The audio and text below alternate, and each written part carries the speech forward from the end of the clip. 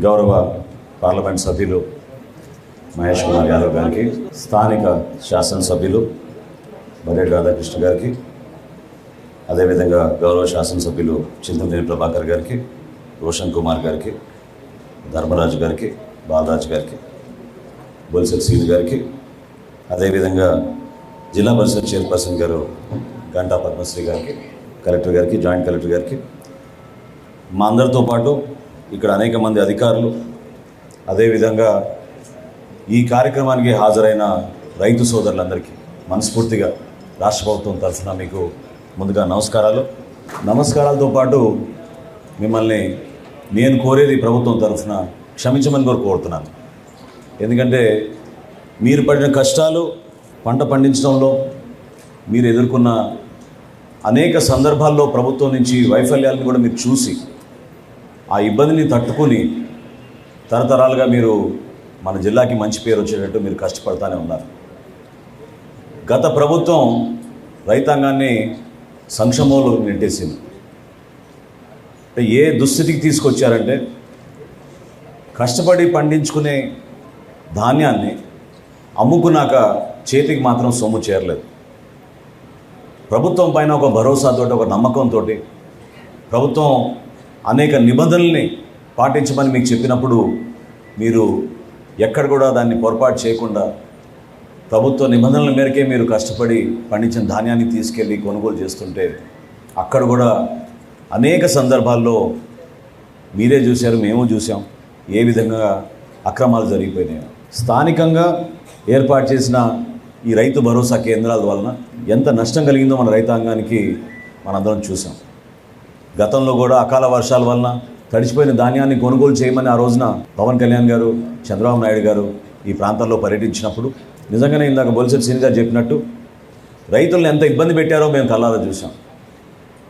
లారీలు తీసుకొస్తే 2 రోజుల తర్వాత రమ్మండం, ఆ 2 రోజుల తర్వాత మళ్ళీ తేమ శాతం ఎక్కువ ఉంది, వాళ్ళు రాసిచ్చిన రసీదు ప్రకారం మేము కొనుగోలు చేయమని చెప్పడం, నానా రకాలుగా వాళ్ళని ఇబ్బంది పెట్టి చివరికి వాళ్ళ చేతుల దగ్గర నుంచే డబ్బులు తీసేసుకుని రైతుల దగ్గర అప్పుడు వాళ్ళు కంప్యూటర్లో ఆ రికార్డులు ఎక్కించడం అనేది మనందరం చూసాం.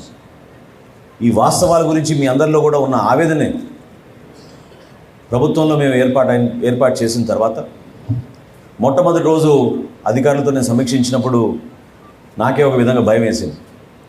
ఎందుకంటే సివిల్ సప్లైస్ కార్పొరేషన్లో ప్రతి ఏటా మేము దాదాపు 20,000 కోట్ల రూపాయలు టర్నోవర్ చేస్తాం.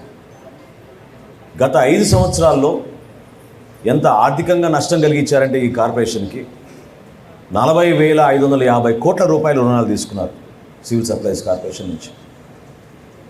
ఏ విధంగా మనం రైతుల్ని ఆదుకోగలుగుతాం మాకు అర్థం కాలేదు. ఆ సందర్భంగా మా అధికారులు 1,674 కోట్ల రూపాయలు బకాయిలు ఉన్నాయి రైతులకి ఇంకా ఇవ్వాల్సిందంటే నిజంగా ఆ అవకాశం ఎట్లా కలుగుతుందా అని ఎదురు చూసాం. కానీ ధైర్యంగా మేము ఇంటర్నల్గా మేము మాట్లాడుకున్నాం, టార్గెట్ పెట్టుకున్నాం. నెల రోజుల్లోపే మనం ఎట్టి పరిస్థితుల్లో సరే, ఎంత కష్టమైనా సరే మన రైతాంగానికి మనం ఈ నిధులు అందించేటట్టు మనం కష్టపడదాం అని చెప్పి అధికారులందరూ కూడా ఆ రోజు కూర్చున్నప్పుడు తదనంతరం పాండ్యన్ గారిని ఢిల్లీ పంపించి అక్కడ నాబార్డు అధికారులతోటి, ఎన్సిడిసి అధికారులతోటి మాట్లాడి ఏదో విధంగా మనం రుణాలు తీసుకొద్దామని ఒక ప్రయత్నం చేశాం. మేము కాకినాడ పర్యటనలో ఆ రోజు అక్కడ పీడిఎస్ రైస్ని ఏ విధంగా దారి మళ్లించారో వాటిపైన మేము సమీక్షించుకుంటూ ఆ ప్రాంతంలో తిరుగుతున్నప్పుడు ఆ రోజు వరకు బ్యాంకర్లు కూడా మేము ఫోన్ చేస్తే ఫోన్ ఎత్తేవాళ్ళు. కానీ ఆ రోజు నుంచి ఫోన్లు ఎత్తడం మనం మానేశారు. వాళ్ళకు కూడా నమ్మకం కలగలేదు. ఎందుకంటే గత ప్రభుత్వం చేసిన అరాచకం ఎంత వెనకబడిపోయాం మన రాష్ట్రం ఆర్థికంగా అనేది చూసి చాలా వరకు వెనకడుగు వేశారు. 12 లక్షల కోట్ల రూపాయలు అప్పులు చేశారు. ఏ విధంగా ఈ అప్పుల్ని తీర్చాలి? మేము సివిల్ సప్లైస్ కార్పొరేషన్ నుంచి కూడా స్టాచ్యుటరీ పేమెంట్లు కొన్ని చేయాలి. అదే నెలలో మేము 2,000 కోట్ల రూపాయలు బ్యాంక్ ఆఫ్ బరోడా కట్టాలి. అర్థం కాని పరిస్థితుల్లో కూడా ధైర్యంగా మేము అందరం కూడా నిర్ణయించుకుని పాండ్యన్ గారిని ఢిల్లీకి వెళ్ళమన్నప్పుడు ఆయన అక్కడ అధికారులతో మాట్లాడి ముఖ్యమంత్రి గారి దృష్టికి తీసుకొచ్చినప్పుడు ముఖ్యమంత్రి గారు ఒకటే మాట చెప్పారు, ఎట్టి పరిస్థితుల్లో కూడా మీరు దీనిపైన ఫోకస్ పెట్టి త్వరలోనే మనం రైతులకు అందించేటట్టు మీరు చేయండి. దానికి సంబంధించిన దసరాలు మీరు ఇమీడియట్గా మూవ్ చేయమని ఆయన చెప్పినప్పుడు పవన్ కళ్యాణ్ గారి దృష్టికి తీసుకెళ్ళి సమన్వయపరుచుకుంటూ ఈ ఆర్థిక పరిస్థితుల్లో కష్టకాలంలో కూడా 1000 కోట్ల రూపాయలు గత నెలలోనే మేము రైతులందరూ కూడా అందించడానికి ఒక అద్భుతమైన కార్యక్రమం ద్వారా మేము చేశాం. 1674 కోట్ల రూపాయల్లో ఈరోజు మిగులు 674 కోట్లు ఒకే రోజున మన రైతాంగానికి అందరికీ ఒక భరోసా కల్పించడానికి కోసం చేస్తున్న కార్యక్రమం ఇది. అందులో మన జిల్లాలో పశ్చిమ గోదావరి జిల్లాలో ఉమ్మడి పశ్చిమ గోదావరి జిల్లాలో 472 కోట్ల రూపాయలు మనం ఈరోజు రైతులందరికీ వాళ్ళ ఖాతాల్లో పడేటట్టు ఏర్పాటు చేశాం. మీ అందరికీ నేను మాట ఇస్తున్నాను, రైతులు పడుతున్న కష్టాల గురించి రైతుకు పెద్దపీట వేయాల్సిన బాధ్యత మా అందరిపైన ఉంది. కూటమి ప్రభుత్వం ఎంత బలంగా నిర్ణయం తీసుకుందో, ఏ విధంగా మీకోసం నిలబడ్డామో, మీ అందరం కూడా ఈరోజు మీకోసం అండగా నిలబడడానికి కోసమే ఇంత దూరం ప్రయాణం చేసి వచ్చాం.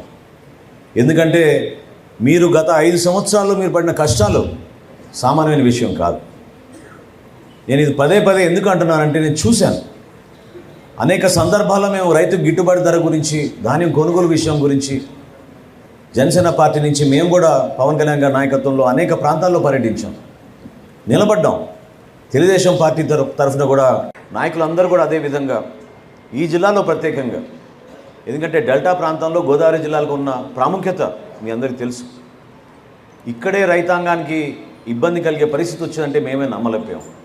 కౌలు రైతుల విషయంలో మొట్టమొదటి కార్యక్రమం ఈ ప్రాంతంలో మేము చేసింది మీ అందరికీ తెలుసు. ఆ రోజు పవన్ కళ్యాణ్ గారు సొంత నిధులతోటి 5 కోట్ల రూపాయలు ఆయన కౌలు రైతులను ఆదుకోవాలి, పాపం ఆత్మహత్య చేసుకున్న రైతులకి మనం ఆదుకోవాలంటే చింతలపూడికి వచ్చినప్పుడు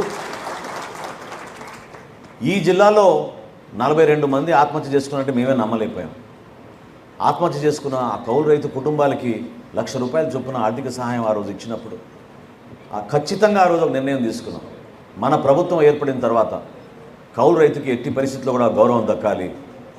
ఎవరైతే కష్టపడి పండించుకుంటున్నారో ఆ పండించే రైతుకే సకాలంలో మనం చెల్లించే విధంగా, బ్యాంకుల నుంచి రుణాలు వచ్చే విధంగా, ప్రభుత్వం కూడా ఎక్కడ పొరపాట్లు చేయకుండా కొనుగోలు చేసే విధంగా ముందుకెళ్లాలని ఆ రోజు మేము చేసిన మా ఆలోచనని ఈరోజు ప్రభుత్వంలో అమలు చేసే విధంగా ముందుకు అడుగులు వేస్తున్నాం.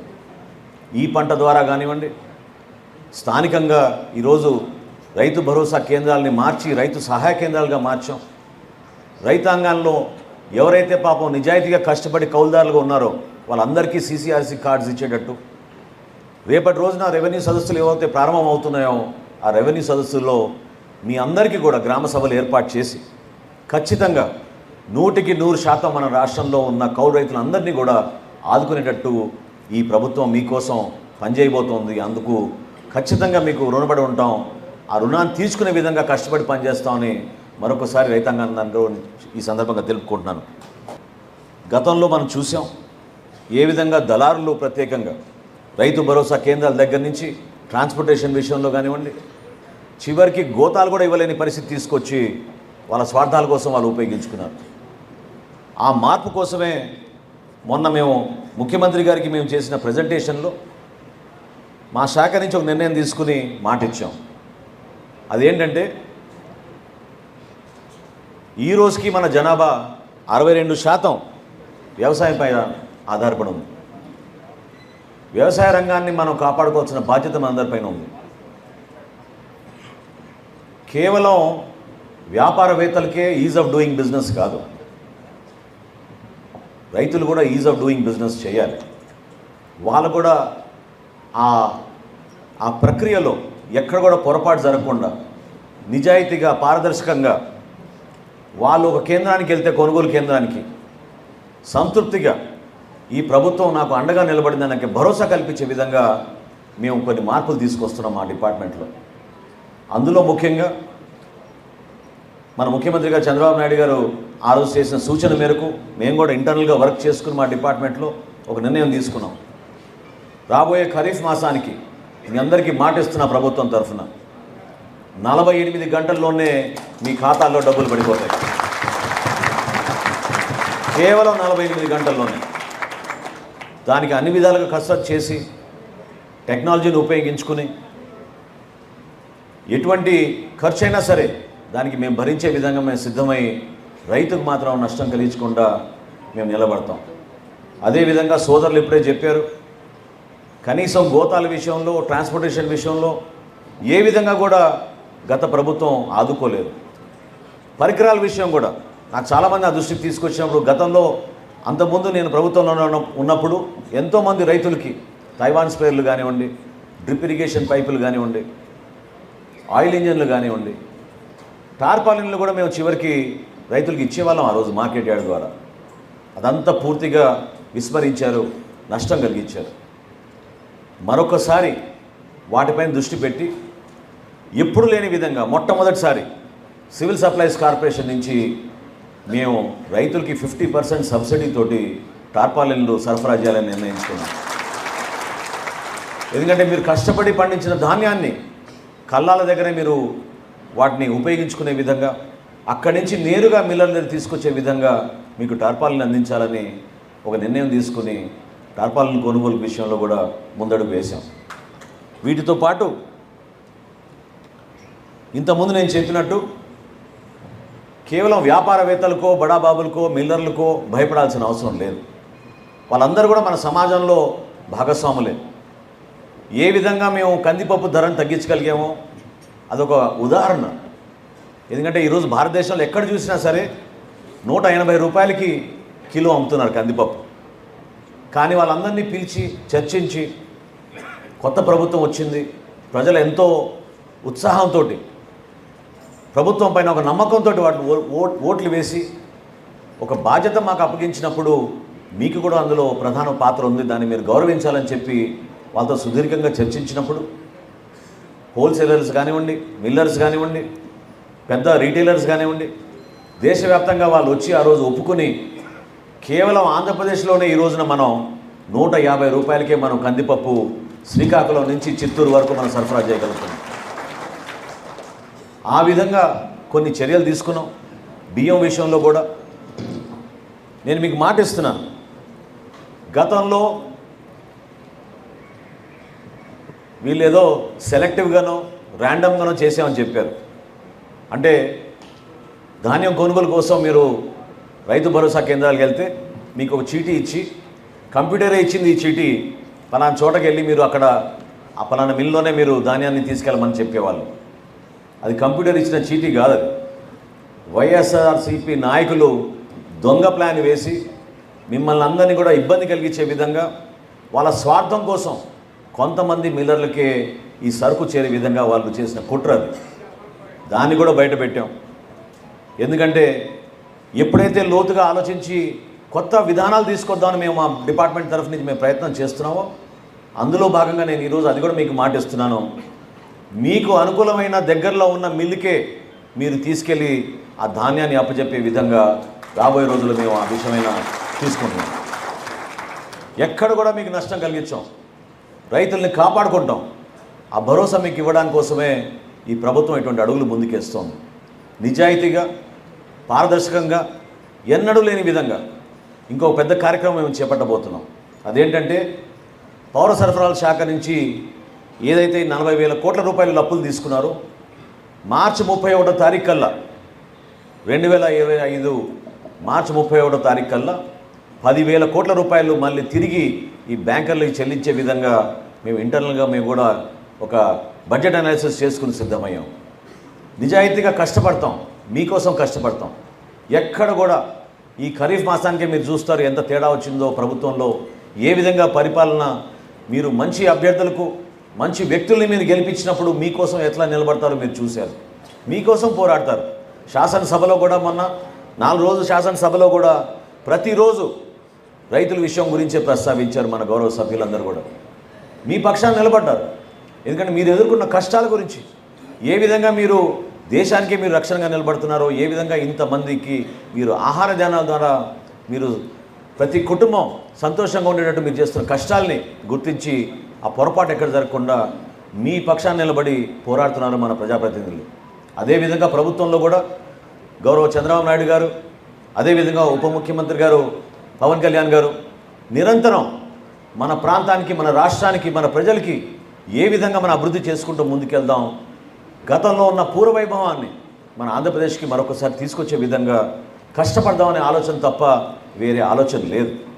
అందుకే నేను మిమ్మల్ని ముందుగానే నేను క్షమించమని కోరాను. ఎందుకంటే 90 రోజులు అయిపోయింది మీకు పేమెంట్ రాక. 90 రోజులు మీరు ఎన్ని కష్టాలు ఎదుర్కొన్నారో ఇప్పుడే సోదరుడు చెప్పాడు. ఒక రైతు కనీసం కష్టపడి పండించిన ధాన్యాన్ని అమ్ముకున్నాక సొమ్ము చేతికి రాకపోతే ఆయన చాలా ఇబ్బందిలో ఉంటారు. ఆ రైతుకు భరోసా కల్పించడానికి కోసం ఈ రోజున ఇంత మహత్తర కార్యక్రమం చేపట్టాం. మీ అందరూ కూడా భవిష్యత్తులో ఆ భరోసా నింపుకునే విధంగా ఎక్కడ కూడా మీరు ప్రభుత్వం నుంచి పొరపాటు జరిగిన భావన మీలో రాకుండా, మా శాఖనే కాకుండా ఈ ప్రభుత్వం మొత్తం కూడా రైతుకి పక్షపాతిగా నిలబడి రైతన్నకి పెద్దపీట వేస్తామని మీకు ఈ సభ ద్వారా మీకు మనస్ఫూర్తిగా తెలుపుకుంటూ, రాబోయే రోజుల్లో ఈ రైతు సహాయ కేంద్రాల ద్వారా దయచేసి మీరందరూ కూడా నమోదు చేసుకోండి. ఈ పంట ద్వారా చేస్తున్న కార్యక్రమాన్ని రెవెన్యూ సదస్సుల్లో రైతులు ఎవరైతే కౌలు రైతులుగా ఉన్నారో, వాళ్ళకి ఆ CCRC కార్డ్స్ రాలేదో వాళ్ళందరూ కూడా ఈ రైతు సహాయ కేంద్రాల దగ్గరికి వెళ్ళి ఈ పంట ద్వారా మీరు నమోదు చేసుకుంటే మీకు ఉచితంగా మీకు ఇన్సూరెన్స్ పథకం కూడా రాబోయే ఖరీఫ్ నుంచి ప్రభుత్వమే ఆ కార్యక్రమం చేపట్టాలని ఒక నిర్ణయం తీసుకుని ముందుకెళ్తున్నాం. అది ఇంకా చర్చల్లో ఉంది. కొంతవరకు మీకు వెసులుబాటు కల్పించే విధంగా రైతు నష్టపోకుండా ఉండాలని మన గౌరవ ముఖ్యమంత్రి గారు చంద్రబాబు నాయుడు గారు కోరారు. దానికి అనుకూలంగా వ్యవసాయ శాఖ, అదేవిధంగా పౌర సరఫరాల శాఖ కలిసి మార్కెటింగ్ శాఖ ద్వారా ప్రతి రైతుకు కూడా ఎవరైతే నమోదు చేసుకున్నారో ఈ పంట ద్వారా వాళ్ళందరికీ పట్టేదారు పాస్బుక్ల్లో పొరపాటు జరగకుండా కంపెనీల ద్వారా రావాల్సిన ఇన్సూరెన్స్ నిధులు కూడా మీకు ఖచ్చితంగా 100% అందించడానికి మా వంతు మేము ప్రయత్నం చేస్తున్నాం. ఈ సందర్భంగా తెలుపుకుంటూ, రాబోయే రోజుల్లో కేంద్ర ప్రభుత్వం కూడా కొన్ని చర్యలు తీసుకుంది. అది కూడా మీ దృష్టికి తీసుకురావాలి. కొత్తగా మనం వేర్ హౌజులు, సైలోస్ అని మనం ఏర్పాటు చేసుకోబోతున్నాం. మన మహేష్ కుమార్ యాదవ్ గారు కూడా వచ్చారు నాతోటి, మంత్రి గారితో నేను ఆ రోజు మాట్లాడినప్పుడు ఆయన మాట ఇచ్చారు. ఉభయ గోదావరి జిల్లాలో ఎక్కడ లేని విధంగా ఒక అద్భుతమైన వేర్ హౌజ్, కొత్త వేర్ హౌజ్ ఒకటి, కొత్త వసతులతోటి, కొత్త ఆలోచనలతోటి, సోలార్ పవర్తో పాటు మనం సైలోస్ కూడా ఏర్పాటు చేసుకుని పెద్ద పెద్ద స్టోరేజ్ బిన్లు మనం ఏర్పాటు చేసుకుని రైతాంగానికి అండగా నిలబడి ధాన్యం కొనుగోలు విషయంలో ఈ మాట నేను మీకు ముఖ్యమంత్రి గారి తరఫున చెప్తున్నాను. ఆయన మొన్న కూడా చాలా స్పష్టంగా చెప్పారు, ధాన్యం కొనుగోలు విషయంలో ఈ ప్రభుత్వం వెనకాడదు. ప్రతి గింజ కొనే విధంగా మీకు ఆ భరోసా నింపే విధంగా ఈ ప్రభుత్వం పనిచేస్తుంది. ఎంత ఖర్చు అయినా సరే మాకు ప్రత్యేకంగా ఒక టార్గెట్ అనేది లేదు. సందర్భాన్ని బట్టి, ఆ సీజన్ని బట్టి రైతుకి అండగా నిలబడడానికి కోసం పౌర సరఫరాల శాఖ మన ప్రభుత్వం తరఫున మీకోసం నిలబడుతుందని మరొకసారి మీకు తెలుపుకుంటూ, అద్భుతమైన అవకాశాలను కల్పించి ఈ వేదికలో మనందరం కూడా సమిష్టిగా కూటమి బలం ఏంటో మీరు చూశారు. రాబోయే రోజుల్లో అదేవిధంగా పరిపాలన కూడా ఖచ్చితంగా 100% పేదవాడి కోసం, రైతు కోసం, ప్రతి ఒక్కరిలో భరోసా కల్పించడం కోసం గౌరవ ముఖ్యమంత్రి గారు చంద్రబాబు నాయుడు గారి నాయకత్వంలో, పవన్ కళ్యాణ్ గారి నాయకత్వంలో మనం ముందుకు తీసుకెళ్తామని మరొకసారి తెలుపుకుంటూ సెలవు తీసుకుంటున్నాను. నమస్కారం.